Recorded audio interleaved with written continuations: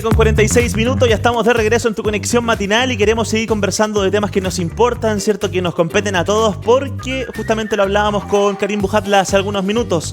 Los candidatos presidenciales comienzan a bajar. Partimos, ¿cierto?, con una larga lista de candidatos presidenciales hace algunas semanas atrás, cuando habían aún precandidatos. Bueno, justamente habían 9 y bajan a 7. Cervel finalmente rechaza la candidatura de Diego Ancalao y de Gino Lorenzini. Es de los temas que vamos a hablar el día de hoy con nuestro doctor en Ciencias Políticas, Cristian Zamorano. ¿Cómo estás, Cristian? Bienvenido. Muy bien, Matías. Buen inicio de semana. Claro que sí, también para ti, querido Cristian, después de un fin de semana ahí relajado para compartir en familia en fase 4. ¿eh? Allá y acá estamos en fase 4, así que estamos contentos. Súper, ¿Sí? Súper. Me alegro por usted. Gracias, Cristian. Oye, vamos a hablar de este tema que a todos nos tiene sorprendido. Bueno, lo conversábamos con Karim, pero lo vamos también aquí a desglosar, a detallar un poco, porque justamente Diego Ancalao le rechaza la candidatura y él cree, y así lo dice, que gente vinculada al partido del presidente del Cervel habría boicoteado todas sus firmas. Es lo que él dice. Yo creo que estamos siempre en la retórica del complot. Porque, mira, acá podemos tener varias aristas acerca del mismo problema. Partamos que la firma de lo que permite la constitución de los partidos políticos, aparentemente, y hay numerosos escritos y documentación en Internet, no todas unas más verdaderas que otras, que indica que ahí hubiese habido un vicio de forma en cuanto a la reinscripción de los partidos políticos hace algunos años atrás.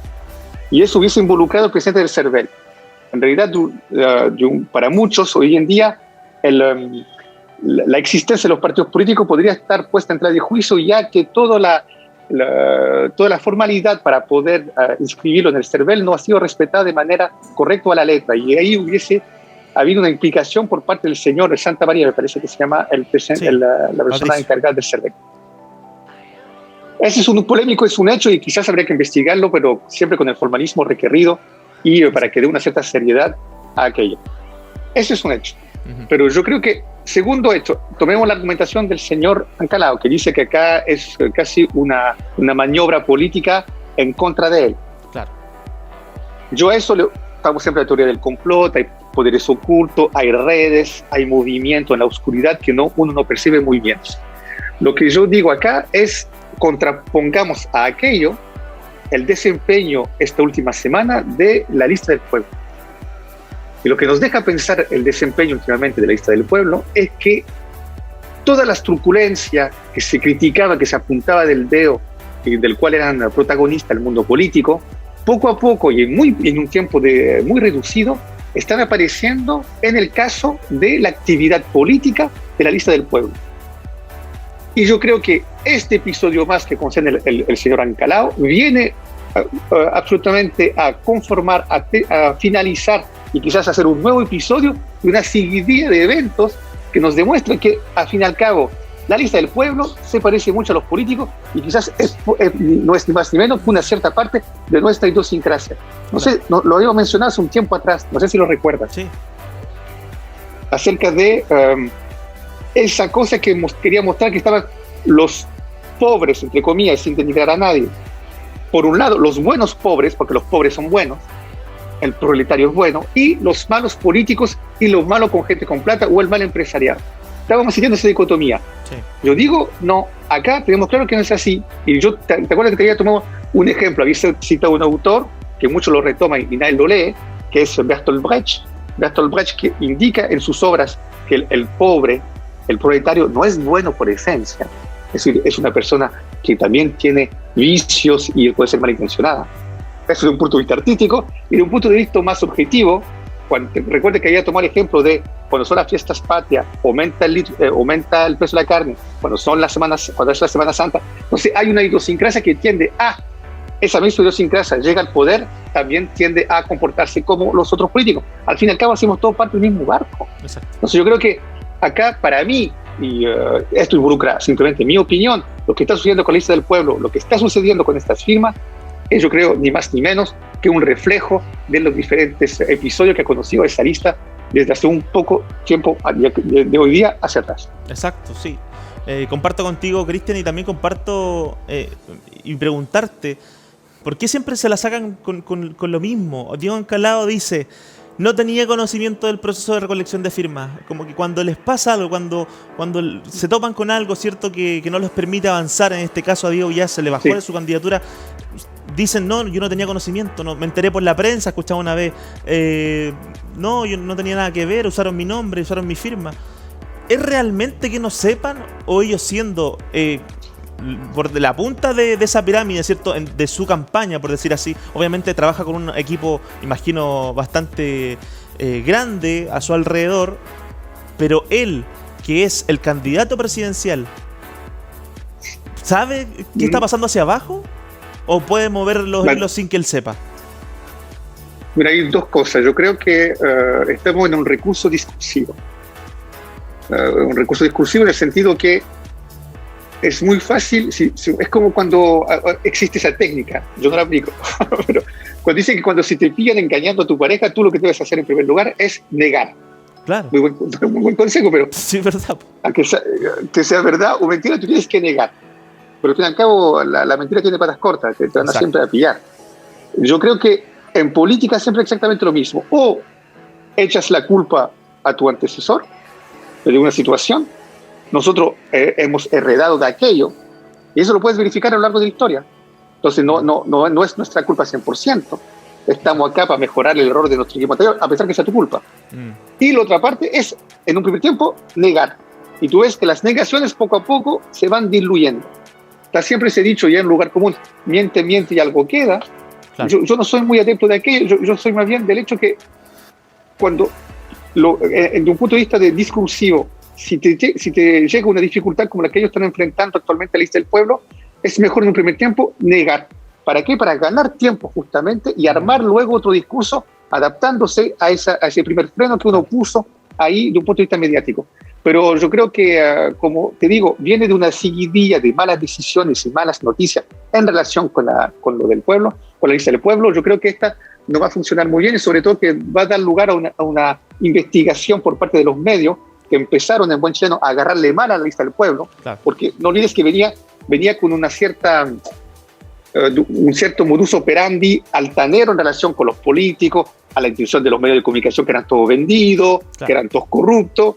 Bueno, ahí, mira, yo también, bueno, justamente el dueño de su canal que me dijo una vez, me dio un buen consejo, que me indicó nunca enojarse con la prensa. ¿Por qué? Porque la prensa va a seguir y te la va a cobrar aumento.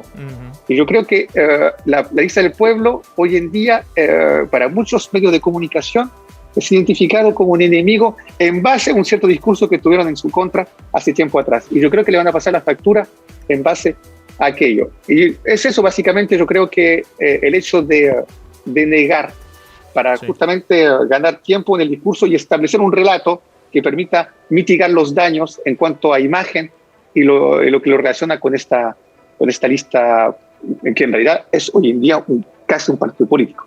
Sí, claro. Pero realmente, Cristian, ¿ha pasado en alguna oportunidad de que el candidato presidencial no sepa que a sus espaldas estén haciendo otras cosas su equipo?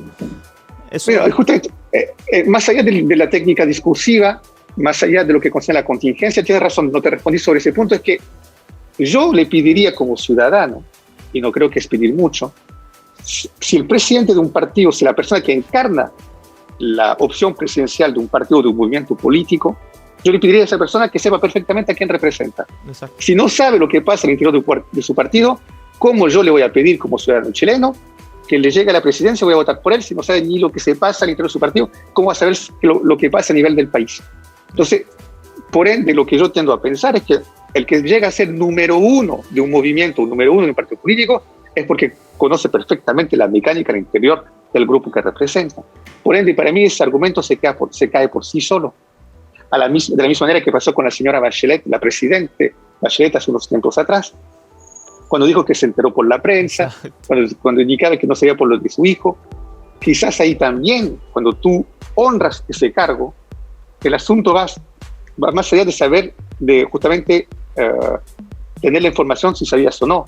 yo creo que aquí pasa por el hecho de asumir un disfuncionamiento en cuanto o a tu designación o en cuanto al comportamiento de un familiar tuyo, en el caso de la presidenta Bachelet, y yo creo que ahí tú debes asumir responsabilidad. Es por eso que tienes el cargo, es por eso es tan difícil llegar a ese cargo, porque tu manera de actuar de un punto de vista moral, de un punto de vista protocolar, está muy enmarcado, y por ende, cuando llega ante una decisión así, tú tienes que actuar con un cierto formalismo ético, Sí, claro. que yo no he visto hace mucho tiempo, en todo caso en la clase política, y yo creo que no vendrá el ejemplo desde la lista del pueblo si vemos los desempeños de sus diferentes protagonistas esta última semana. Así es, pues bueno, dejamos la candidatura de Diego Ancalao, cierto que ya no va a estar en la papeleta presidencial de noviembre, y vamos a la de Gino Lorenzini, porque justamente también le bajaron su candidatura presidencial y él apunta al gobierno. Ni uno de ellos como que dice, ok, ya no importa, ¿cierto? Será para la próxima, trabajaré mejor. No, apuntan de inmediato quién pudo haber tenido la culpa. En este caso, Gino Lorenzini apunta al gobierno por rechazo de su candidatura. Le afectamos mucho a Sebastián Sichel, es lo que dice Lorenzini. Mira, yo sí, puede ser un poco crudo, pero bueno, involucra simplemente mi opinión. Yo creo que estamos en un siglo de los complots, de la paranoia, lo dije también hace un tiempo atrás, de explicar todo por conspiraciones o a través de explicaciones, explicar todo a través de explicaciones muy simplistas. Y también lo mencioné, lo concluyó el doctor Faiz. Es mucho más fácil explicar la historia, explicar la situación social, explicar la situación económica, viendo complots como en los juegos de personajes, de roles en Internet o en las diferentes otras plataformas. Es mucho más difícil explicar la realidad a través de corrientes sociales, corrientes políticas, diferentes otros factores económicos. Y yo creo que es lo que pasa un poco acá con este tipo de argumentación, porque el señor Lorenzini podría también interrogarse, de la misma manera que lo dije con el señor Ancalao, que crear un partido político, crear tú una parafernalia en torno a un partido político, el partido de la gente, con una figura como Parisi, y tú, menos de 6 meses de existencia o de intento de existencia de ese partido que tú mismo creaste, participaste en su creación, retirarte de aquello para ir independiente, de un punto de vista formal, de un punto de vista deontológico, de un punto de vista ético, no parece muy lógico.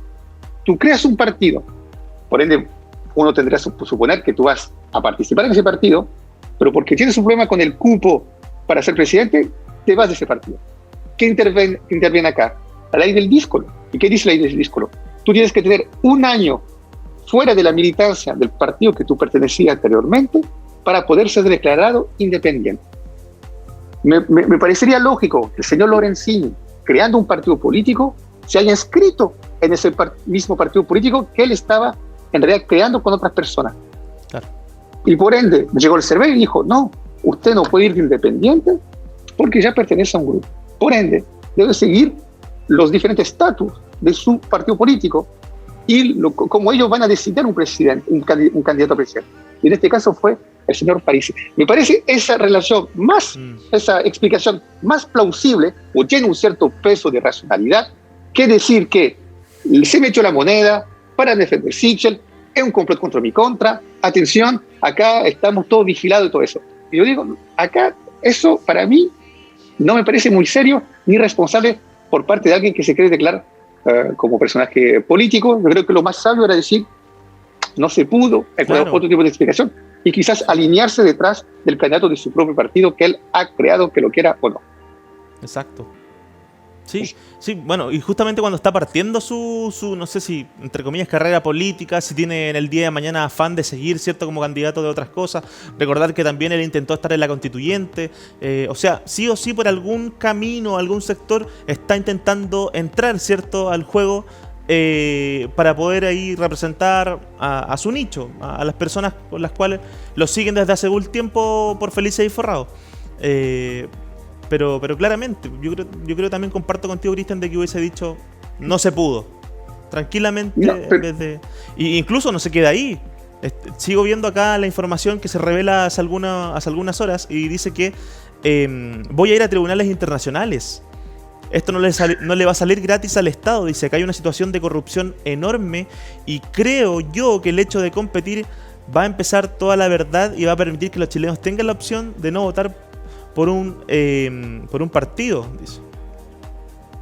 Mira, yo creo que en Chile, y reitero, eso también involucra simplemente a mi persona, yo creo que hay una situación de corrupción enorme en diferentes estamentos del Estado. De eso estoy más que convencido. Y no olvidemos que hace algunos años atrás estábamos viviendo en un cuento feérico que decía que Chile no conocía mucho la corrupción. Estoy hablando de aquí hace 6, 5 años que se decía eso en el país. Acá no somos tan corruptos como nuestros vecinos. El oasis. Me gustaría saber hoy en día, el oasis, sí. Me gustaría saber si hoy en día la mayoría de la gente piensa lo mismo. No lo creo tanto. Yo creo que nos estamos dando cuenta que a todo nivel hay corrupción. Por ejemplo, simplemente en las licitaciones. Sí. Licitaciones municipales, licitaciones de gobierno regional. Hay mucha gente que yo creo que ahí si uno investigaría un poco estaría muy sorprendido de la cantidad de licitaciones que podrían ser discutidas. Pero en lo que concierne el discurso ese de que están los buenos y los malos, y que todo es maniobra política y todo lo que es maniobra política es mala, y no recordando, como tú bien lo indicaste, que él hace rato que trata de meterse en política. Sí.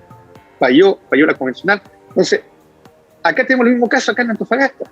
Hay un personaje que se hizo famoso porque tenía materia pegándole a la exalcaldesa que estaba acá dirigiendo y que terminando siendo condenada por un tribunal penal por malversación de fondos porque financió una asesoría con fondos públicos, con fondos de la corporación municipal. Y él era concejal y durante 4 años le iba a pegar a la alcaldesa diciendo los políticos son todos malos, los políticos son todos malos, los políticos son todos malos, yo soy independiente, los políticos son todos malos. El asunto es que si tú lo miras fríamente, este personaje, que utiliza la misma retórica que el señor Lorenzini, que también era de Antofagasta, por si acaso. Es decir, yo soy el bueno porque yo no soy político y todos los políticos son malos. Por ende, para combatir ese mal, me parece medio mesiánico como discurso, voten por mí.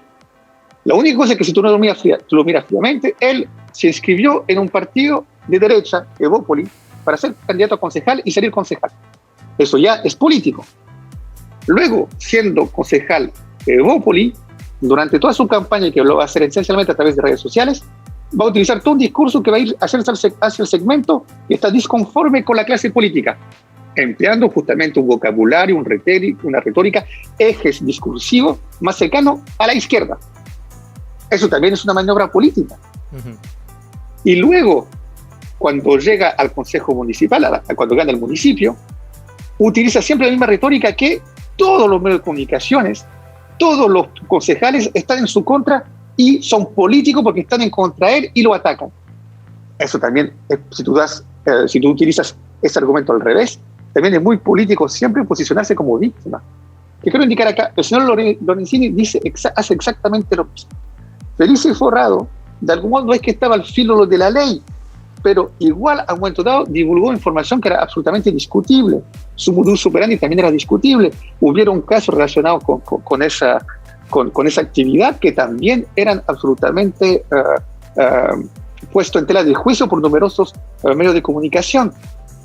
Luego él quiere entrar en política, utiliza numerosos caminos, también eso es político, forma un partido político, que hay más político que aquello, y esa candidatura se separa de la figura con que él creó ese partido.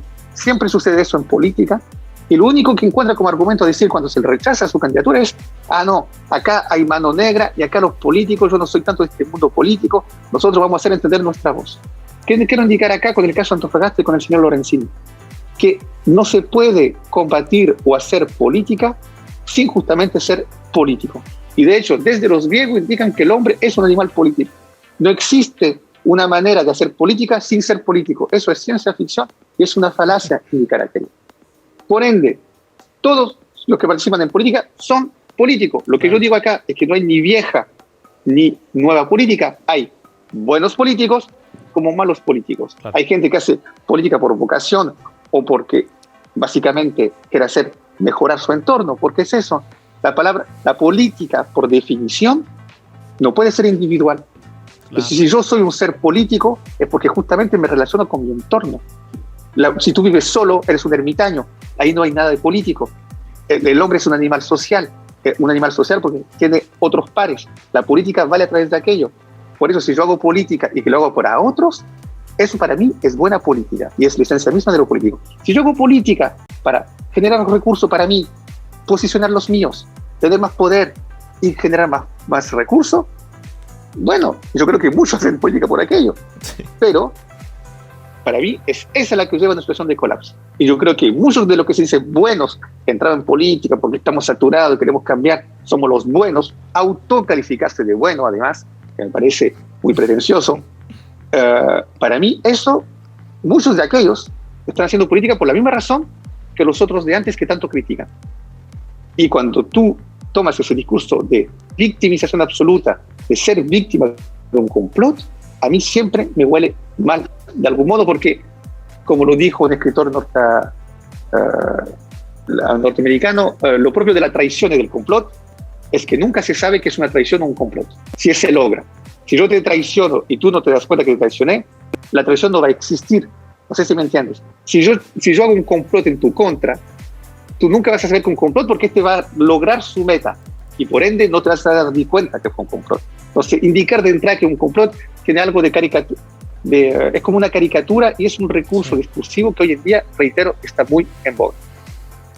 Toda la razón, Cristian, y está tan en boga que ya nos comienza a parecer un poco extraño también. Entonces, y la política se mueve rápidamente, quizá ya pronto van a comenzar a usar otro recurso, otro discurso comunicativo para poder saltarse, ¿cierto? Eso y seguir en la carrera, porque ya nos estamos dando cuenta que todos lo están usando y es como ya otra vez. O sea, ¿cómo no te diste cuenta? ¿Cómo? Para el deseo, para el show.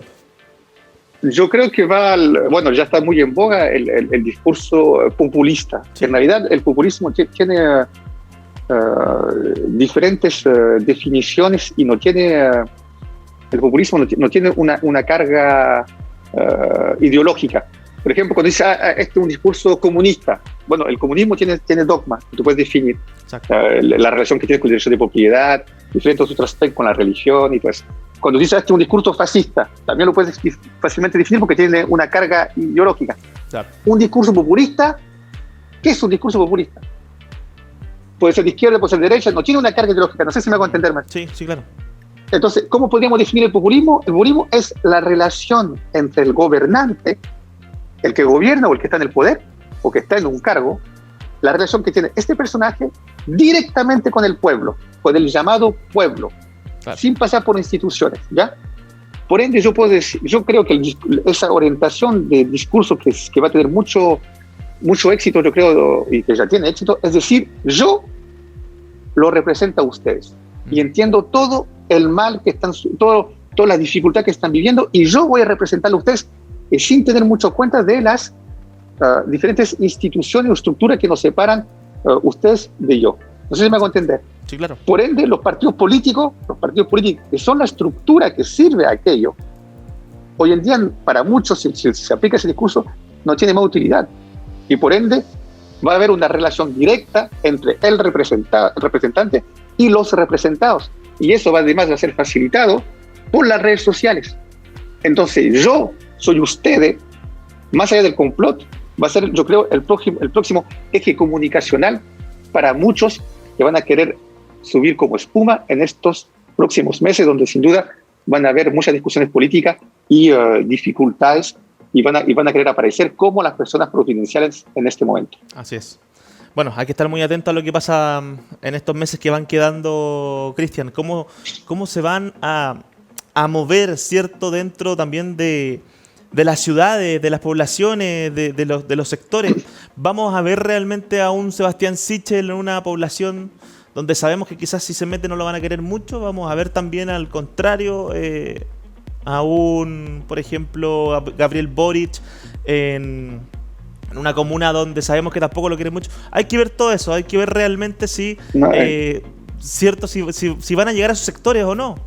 Gabriel Boric quizás mucha campaña no va a ser por el sector de Las Condes, de Vitacura, y Sebastián Sichel tampoco se va a ir a meter a un lugar donde sabe él que no tiene tanto apoyo?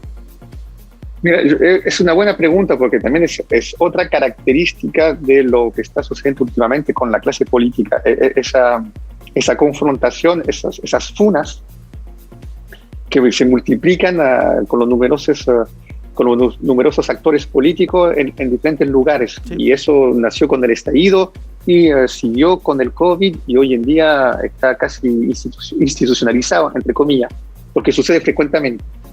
Yo creo que esa es una problemática, sí, que yo creo que va a ser difícilmente resuelta por el hecho que ya esa actitud, ese reflejo de funar, existe en las redes sociales. Sí. Y si tú tomas tu vida social, entre comillas, la cantidad de tiempo que tú pasas en las redes sociales es muy importante. Por ende, tú no puedes no pensar que ese comportamiento influye sobre tu realidad. Exacto. Hay una película muy buena que es de su generación, Matías, que no soy tan viejo porque siempre le cito películas del año de la Ready Player One, no sé si la vieron, donde una de las últimas de Steven Spielberg, donde ahí se ve justamente una persona que se describe un futuro donde el mundo virtual va a tener casi tanta importancia como en el mundo real. ¿Ya? Y justamente habla de cómo los dos se confunden. Yo creo que eso tú lo puedes ver a nuestra altura, porque te digo, ese comportamiento que uno tiene en las redes sociales, donde es muy violento, que uno tiende a hacer bullying y a criticar y a funar personas, eso tú te estás viendo que está traspasándose a la realidad en lo que concierne los políticos, claro, y lo poco satisfecho que está la gente con aquello. Eso se va a multiplicar y eso habrá que, a un momento dado, también quizás encontrar a lo menos algo que mitigue ese efecto. Y por otro lado, con lo que tú dices de ir a visitar algunas partes, que no todos van a ir a todas las partes del país, a todos los rincones del país, yo creo que la otra problemática acá es saber qué pasa con la gente que está en situación difícil y de recursos de clase media, instruida, entre comillas, que también está disconforme en muchos aspectos, y la clase baja. Porque que el estallido lo puedes explicar de numerosas maneras. También se aplicó la teoría del complot. No olvides que era un complot del Fórum de Sao Paulo que pasaba por los narcos, por los mapuches, por los comunistas, por todo el mundo. Pero también tú puedes pensar que el estallido social se hace en base a desigualdades sociales muy fuertes y un colapso social, y eso reventó. Yo creo que la problemática, con eso termino, que también tiene los presidenciales, cómo yo me acerco, comunico y hagan que voten por mí o que hagan que voten, básicamente, la gente de extracto de recursos bajo. Y todos esos sectores que fueron olvidados del crecimiento de Chile y de la integración de Chile a la mundialización. Exacto. Y yo creo que esa problemática no se ha enfrentado como debería enfrentarse. Por eso está el narcotráfico muy presente en algunas zonas sociales, poblacionales. Y por otro lado, yo creo que si el gobierno, y no es que sea piñerista y que lleve Sebastián Piñera en mi corazón, pero yo creo que el gobierno ha mostrado un cierto camino estos últimos meses con las diferentes ayudas, el IFE y otras ayudas al empresario mediano, sí, de algún modo subvenciones estatales para permitir reducir las dificultades económicas que se enfrentan durante el tiempo del COVID. Yo creo que por ahí va el camino. Van a siempre salir los tipos de los ministros de Haciendas, numerosos economistas que dicen, no, acá vamos a la bancarrota, atención, la tasa de endeudamiento. Puede ser, pero yo quisiera simplemente indicar, y no soy economista, pero si se esperó estar en el COVID y estar después de un estallido social para que el Estado otorgue ayuda, quizás hubiese podido hacerse hecho eso cuando Chile tenía tasa de crecimiento a 2 cifras o entre el 5 y el 10%. Es increíble que se debe esperar estar en una situación de colapso para que por fin el Estado ayude a un sector que siempre pidió ayuda y que la merece, que es la clase media, la famosa clase media. Y yo creo que acá hay una gran falencia, más que los sectores pobres y todo eso. Sí. Una democracia se apoya siempre sobre la clase media.